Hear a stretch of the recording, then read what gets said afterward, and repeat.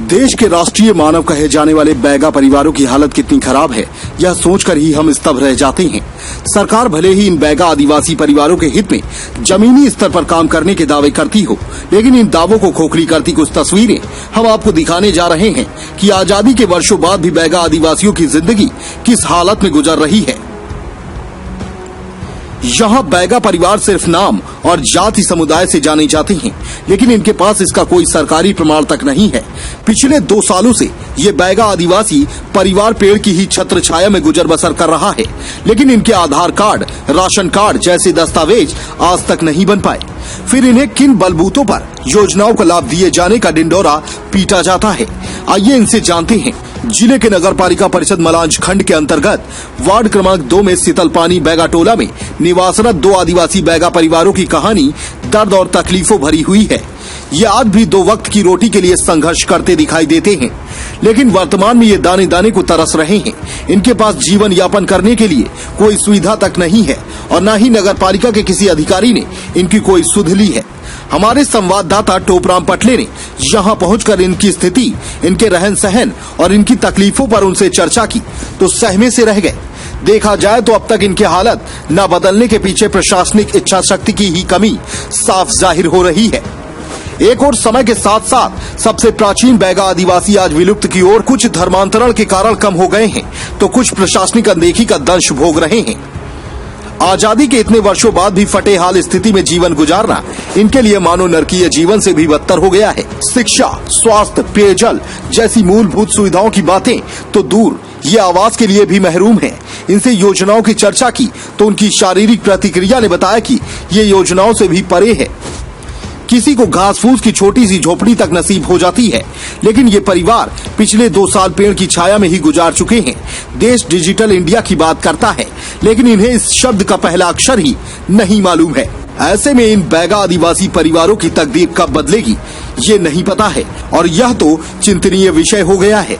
यह आज भी तन में लंगोटी और पेट में भूख की आग से परेशान है, परंतु इनकी सुध लेने वाला कोई नहीं है। बालाघाट से टोपराम पटले की रिपोर्ट। भी नहीं है।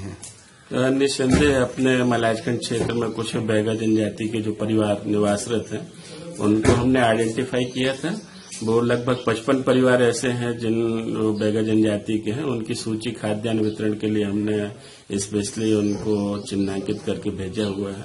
और जैसा कि आपके द्वारा ही मुझे सूचना दूरभाष पर दी गई थी, चेतराम एवं पुन्नू लाल करके हैं जिनके पास खाद्यान्न नहीं करके सूचना दी थी, तो वो मैं स्वयं वहां पर एक कर्मचारी को भिजवाकर वस्तुस्थिति से जानकारी लिया और उनके लिए जो है खाद्यान्न 10 किलो चावल, दाल और तेल, हल्दी, मिर्ची का पैकेट भिजवाया था।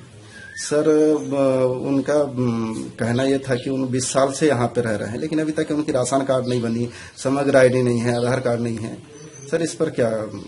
अब वर्तमान में तो ये कार्य मैं नहीं कर पाऊंगा, लेकिन जैसे कोरोना संक्रामक बीमारी से हम निजात मिलती है, तत्काल इस संबंध में कार्रवाई कराऊंगा।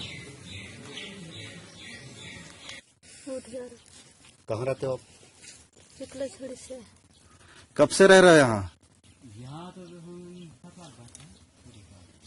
कब से रह रहे हो यहाँ पर आप? कितने सालों से रह रहे हो?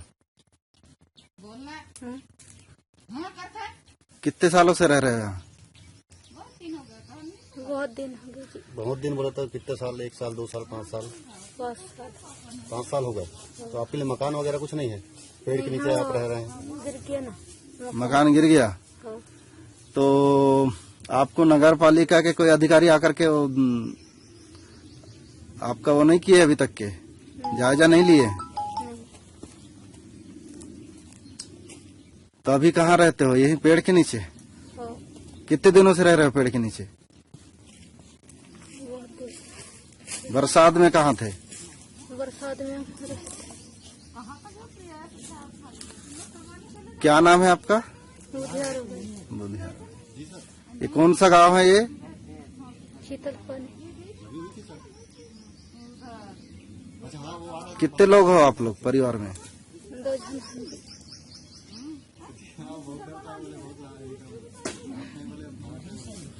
आपका राशन कार्ड? नहीं है। आधार कार्ड? नहीं बना। और परिचय पत्र, नहीं समग्र आईडी? नहीं मिले। तो नगर पालिका के कोई अधिकारी आए थे आपके पास? नहीं आया थे। नहीं आए हैं।